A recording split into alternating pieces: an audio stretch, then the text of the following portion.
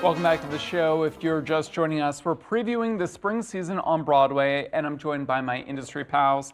We were just talking in the last segment, so many stars on Broadway this season, and for the plays, we have Denzel Washington, Jake Gyllenhaal, Bob Odenkirk, Kieran Culkin, Sarah Snook. I mean, Hollywood is doing Broadway in a major way this season. And doing Othello, doing the Picture of Dorian Gray. So when you have a star with that kind of name recognition, you do get such a broad audience coming in to see these classics. Yeah. And the fact that there are so many big names doing plays is really exciting, I think. Yeah, I mean, Spotlight is on the theater community and New York City, which we all love, right? We all write about it and talk about it. Let's get to the musicals. We have Redwood, Operation Mincemeat, Buena Vista Social Club, Boop, the Betty Boop musical, Smash, Stephen Sondheim's Old Friends, Just in Time, the Bobby Darin musical, Real Women Have Curves, Dead Outlaw, The Last 5 Years, Floyd Collins, and Pirates, the Penzance musical. Exclamation point! Exclamation point. Idina Menzel returning home to the Nederlander Theater where she made her Broadway debut in Rent way back when in 1996. In this new musical called Redwood. And hasn't been on Broadway in 10 years. Yeah. I mean, how did that go by in a blink without a world in which Idina Menzel is not on Broadway? So she's coming to her home theater. I got a little sneak peek inside the theater recently. What can you tell us? Lots of special design effects, like the most LED screens you'll see inside of a building in Times Square, rivaling the outside. Tree climbing, special effects, if you will. Hence the Redwood title. Correct. And she goes to find herself in this forest. I mean, it's an original idea that she contributed to with Tina Landau, who's also directing and credited with Floyd Collins. So she's got some double duty this season as well. I'm interested. Yeah. It begins previews any minute now, I the love 29th. seeing Idina on stage. Operation Mincemeat, did you see that in London, Johnny? Oh, did I ever? So they advertise themselves as having like 78 five-star reviews. That's what they keep saying. Oh, we have 78 five-star reviews. So welcome to New York, guys. Obviously, they might have made some changes from the production that's running over there. I thought it was a bit. Story? It's a World War II story. It's joining the ranks of our many corpse musicals. We have another, Dead Outlaw's about a corpse. The Lucky Stiff in the past was about a corpse.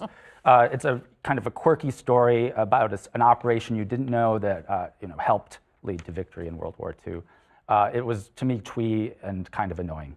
They were saying it's Singing in the Rain meets Strangers on a Train. That's what their press copy says. I know, run, don't walk. Buena Vista Social Club, I know. You love that, Shalane and Juan. You loved it too. I think we both did. I saw it its last day at the Atlantic, and I went and bought myself a single ticket. I cried the whole time. It's beautiful. It is beautiful. It is moving. It is such a testament to the power of music to continue to tell stories through generations. And when at the end they sort of moved, at least at the Atlantic, they moved the stage forward and they begin playing this music, and you just feel them and the whole audience. There's so much joy. I love, love, love this show. And loosely based off of an album that was done and was world renowned. Yeah, right? telling the story of a lot of Cuban musicians. I am so excited for this to be in a bigger house because as much as I loved being in that tiny Atlantic stage with them, it was bursting out. Yeah. You had everyone's like Latin grandparents dancing in the aisles. It was so fun. It was really beautiful. Well, looking around when I was there at the Atlantic, I was seeing folks who may have been experiencing theater for the very first time. It felt like a really cool, hip crowd coming to the theater, which is, we all know we don't always get in theater. Don't laugh, Johnny. Boop, the Betty Boop musical. David Foster really having a moment, teaming up with the great Jerry Mitchell. What can you tell us about Boop? It was in Chicago. Did any of you see it? Yeah, I didn't see it. I saw a rehearsal in Chicago, and the lead is everyone. Jasmine, everyone is so excited about this performance. The shtick of it is it's kind of like Barbie. So Betty Boop goes into the real world.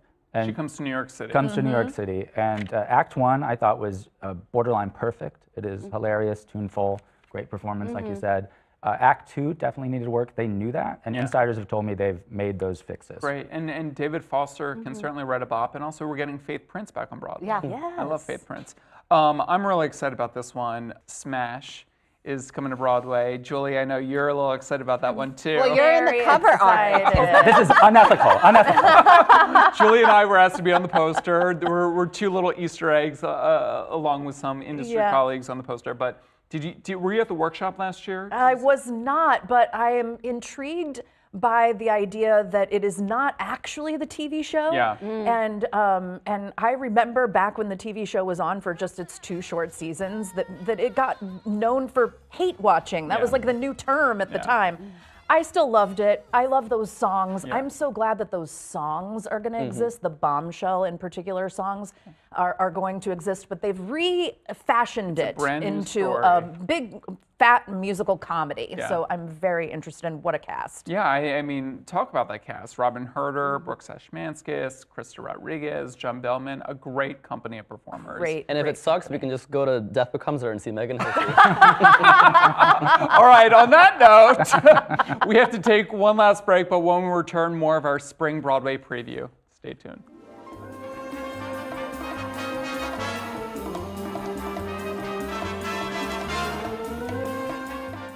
Thanks for watching our YouTube channel. For more stories in your communities, click the subscribe button right here. You can also download our app or watch us on TV for the latest news and weather updates every 10 minutes and more. We'll see you then.